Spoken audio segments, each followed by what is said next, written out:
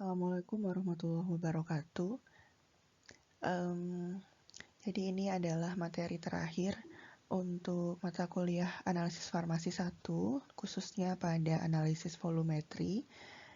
Hari ini kita akan membahas mengenai dua jenis titrasi, yaitu titrasi bromometri dan juga titrasi nitrimetri. Untuk pertama, kita akan membahas mengenai titrasi bromometri dulu. Jadi titrasi bromometri ini sebenarnya termasuk ke dalam titrasi redoks yang sudah kita bahas di pekan sebelumnya.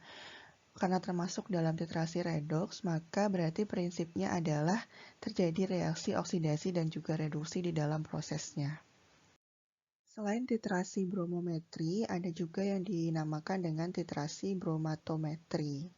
Jadi bromatometri ini kalau secara bahasa dapat diartikan metri itu kan artinya pengukuran, sementara bromat itu berasal dari kalium bromat. Jadi titrasi bromatometri adalah titrasi dengan menggunakan larutan baku kalium bromat atau KbRO3. Titrasi ini digunakan untuk senyawa yang bersifat reduktor, contohnya vitamin C atau senyawa reduktor lain. Sementara kalau bromometri adalah penetapan kadar dengan menggunakan larutan baku Br2 atau brom. Jadi bedanya adalah pada larutan bakunya. Titrasi bromometri digunakan untuk penetapan kadar senyawa yang dapat bereaksi secara adisi atau substitusi. Penggunaan KbRO3 dalam titrasi bromatometri ini jadi sifatnya adalah baku primer, sehingga tidak perlu dibakukan lagi, sehingga seperti kita menggunakan baku sekunder. Jadi nanti langsung saja perhitungannya berdasarkan berapa KbRO3 yang digunakan, dan valensinya adalah 6. Pada titrasi bromometri ini, tadi menggunakan Br2 ya, yaitu suatu gas brom. Br2 ini akan bereaksi dengan analit. Jika kita punya senyawa yang memiliki gugus ikatan rangkap, maka ikatan rangkap tersebutlah yang dapat bereaksi secara adisi dengan Br2. Nah, brom tadi itu dapat digunakan sebagai oksidator seperti halnya iodium. Jadi larutan bakunya dapat juga bertindak sebagai oksidator. Brom akan direduksi oleh zat-zat organik dengan terbentuknya senyawa hasil substitusi yang tidak larut dalam air. Contohnya ada tribomofenol, tribromoanilin, dan sebagainya yang reaksinya berlangsung secara kuantitatif. Brom juga dapat digunakan untuk menetapkan kadar senyawa-senyawa organik yang mampu bereaksi secara adisi dan juga substitusi dengan brom.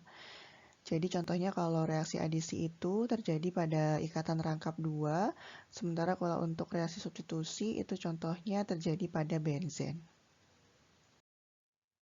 Selain dengan bromnya sendiri, brom juga dapat diperoleh dari hasil pencampuran kalium bromat dan kalium bromida dalam lingkungan asam kuat. Reaksi kimianya bisa dilihat KbRO3 plus 5 Kbr plus 6 HCl. HCl di sini digunakan untuk menghasilkan lingkungan asam kuat, akan menghasilkan 3 Br2 plus 6 KCl dan 3 H2O. Kemudian brom yang dihasilkan ini kemudian akan mengoksidasi iodida, yang mana jumlah brom akan setara dengan jumlah iodium berdasarkan reaksi Br2 plus 2 Ki menghasilkan I2 dan 2 Kbr. Nah, iodium ini yang akan bereaksi dengan titran.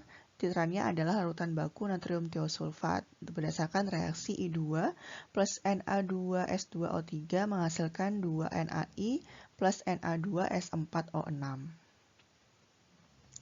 Jadi nanti dalam proses pencampuran Br2 dengan sampel, kita perlu melakukan penggojokan lalu dibiarkan dulu beberapa menit.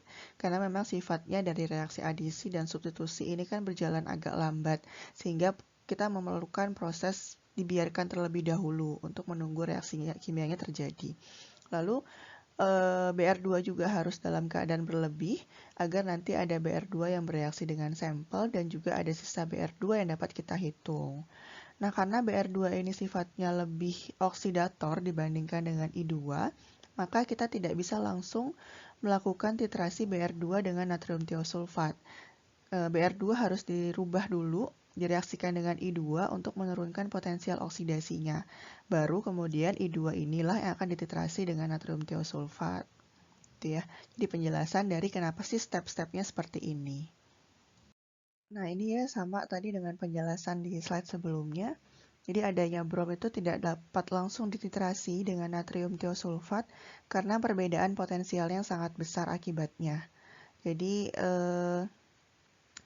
karena brom itu kalau misalkan langsung dititrasi dengan natrium tiosulfat, maka menghasilkan tidak hanya senyawa tetrationat atau S4O6, tapi juga bisa menghasilkan senyawa sulfat, bahkan juga mungkin sulfida yang berupa endapan kuning.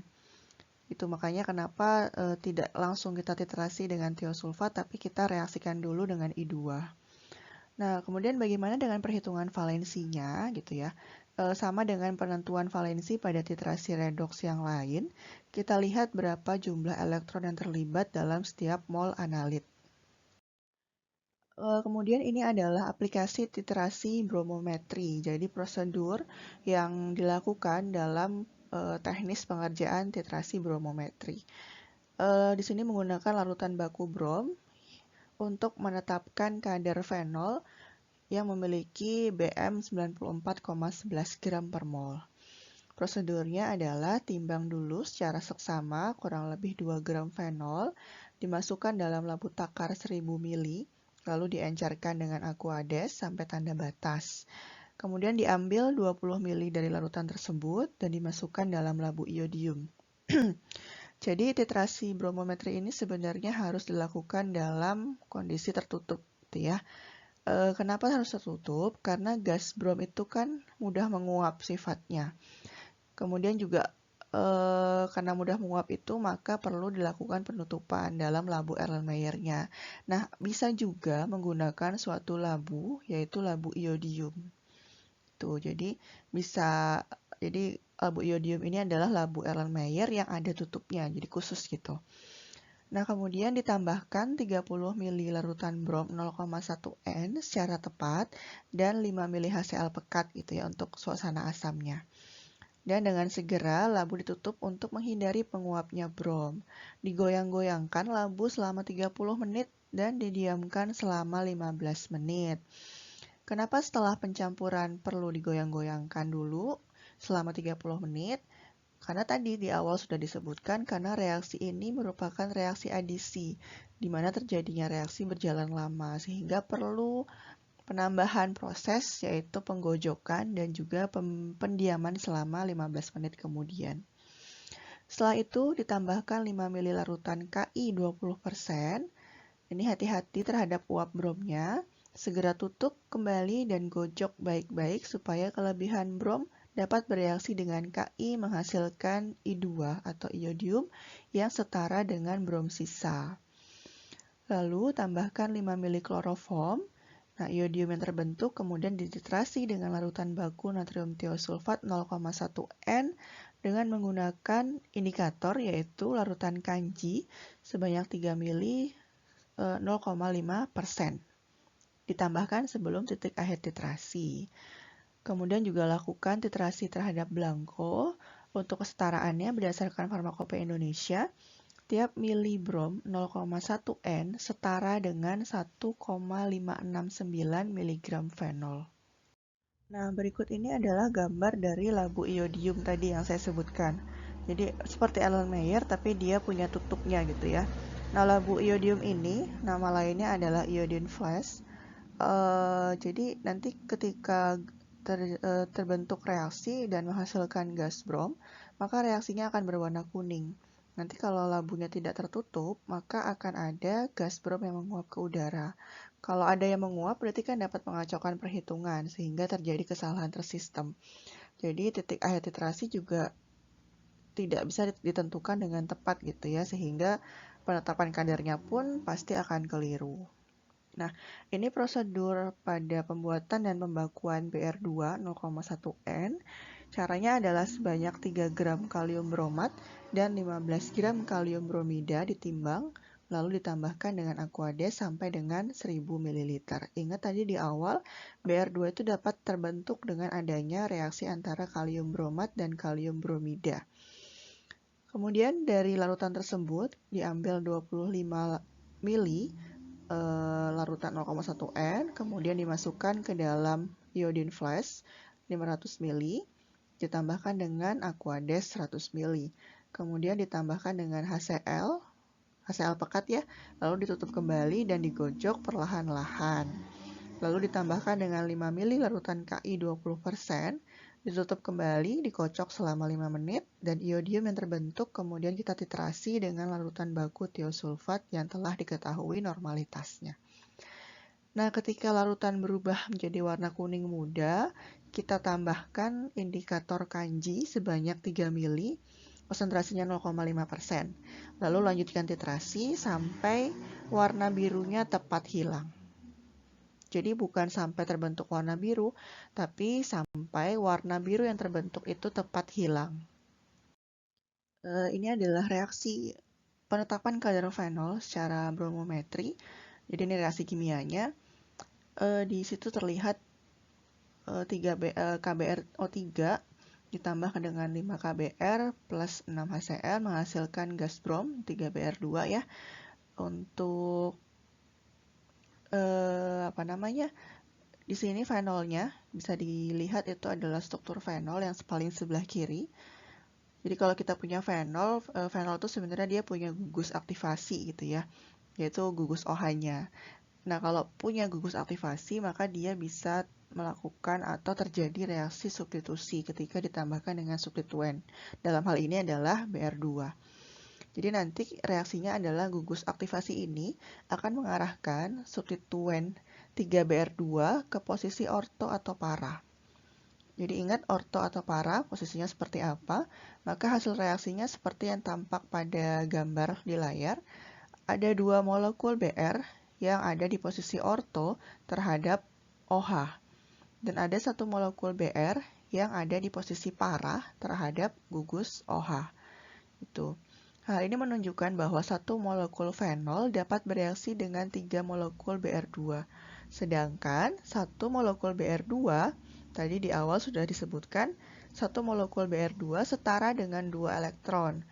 Nah, karena dia setara dengan 2 elektron, berarti berat ekivalennya adalah 6. Ya, 3 dikali 2. Berarti valensinya adalah 6. Valensi dari fenol ini adalah 6. Nah, coba ini. Ini adalah senyawa fenyl salisilat. Coba prediksikan berapa valensi dari fenyl salisilat berikut yang akan ditetapkan kadarnya dengan metode bromometri. Jadi senyawa fenyl salisilat ini sebenarnya terdiri dari 2 molekul fenol ya. Jadi ketika nanti kita tambahkan HCl, maka dia akan pecah jadi 2 molekul fenol. Tadi di awal 1 molekul fenol bereaksi dengan 3Br2. Berarti 1 molekul fenyl salisilat setara dengan 6Br2 atau setara dengan 12 elektron. Berarti valensinya adalah 12. Jadi 2 kalinya dari molekul fenol. Karena fenol itu valensinya adalah 6, berarti kalau fenyl salisilat adalah 6 kali 2, yaitu 12.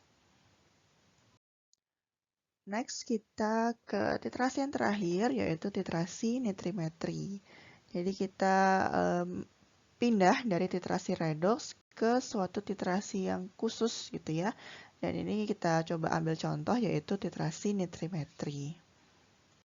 Titrasi nitrimetri termasuk dalam titrasi yang melibatkan reaksi khusus. Nitrimetri juga disebut dengan titrasi diazometri, karena nanti reaksinya akan menghasilkan garam diazonium. Dalam titrasi ini yang bereaksi sebenarnya adalah asam nitrit. Hanya saja asam nitrit atau mungkin kita familiarnya dengan HNO2. Asam nitrit ini adalah suatu asam hipotetik gitu ya. Jadi asam yang sebenarnya secara wujud itu kita nggak bisa lihat bagaimana wujudnya. Tapi dia ada gitu karena dia merupakan hasil dari suatu reaksi kimia. Tapi wujudnya kita nggak bisa lihat. Nah, jadi ketika titrasi itu nanti yang digunakan adalah natrium nitrit, bukan asam nitrit. Jadi yang kita tambahkan nanti dalam titrasi ini adalah natrium nitrit. Dengan syarat bahwa di dalam labu Erlenmeyernya harus ada HCl pekat. Nah, saat dititrasi dengan natrium nitrit, maka akan dihasilkan asam nitrit tersebut. Jadi, untuk membuat suatu asam nitrit yang diperlukan pada titrasi nitrimetri, kita menggunakan natrium nitrit terlebih dahulu, yang ketika bertemu dengan HCl pekat dalam Erlenmeyer, baru dia akan menghasilkan senyawa asam nitrit. Nah, asam nitrit inilah yang kemudian akan bereaksi dengan analit, menghasilkan garam diazonium. Metode ini digunakan secara kuantitatif untuk analisis senyawa yang memiliki gugus amin aromatik primer. Contohnya pada obat-obat golongan sulfa, pada antibiotik sulfa. Lalu reaksi yang terjadi pada titrasi nitrimetri. Sebelumnya kita harus tahu juga bahwa gugus amin ini kan NH2 ya. NH2 ini berikatan dengan benzen, yaitu gugus aromatis pada posisi primer, sehingga kita menyebutnya dengan amin aromatis primer. Jadi ada gugus amin yang terikat pada posisi primer terhadap gugus benzen, yaitu gugus aromatik. Sekali lagi, titrasi nitrimetri ini adalah penetapan kadar yang didasari dengan reaksi diazotasi atau pembentukan garam diazonium. Reaksi diazotasi yaitu reaksi antara amin aromatis primer dengan natrium nitrit dalam suasana asam. Jadi natrium nitrit saat bertemu dengan HCl dalam Erlenmeyer akan berubah menjadi asam nitrit. Asam nitrit ini akan bereaksi dengan amin aromatis primer, akan menghasilkan garam diazonium. Jadi simpelnya seperti itu. Menariknya di Farmakopeia Indonesia ini untuk kesetaraannya disebutkan dalam molaritas, kan biasanya normalitas ya, normalitas N gitu. Tapi ketika titrasi nitrimetri ini, kesetaraannya disebutkan dalam molaritas atau M. Hal ini terjadi karena dalam reaksi nitrimetri, satu molekul amin aromatis primer itu setara dengan satu molekul asam nitrit. Jadi reaksinya 1:1. Karena hal itu, maka valensinya adalah 1, sehingga normalitas berarti sama dengan molaritas. Reaksi ini juga terjadi dalam titrasi nitrimetri, dikategorikan dalam reaksi bimolekuler.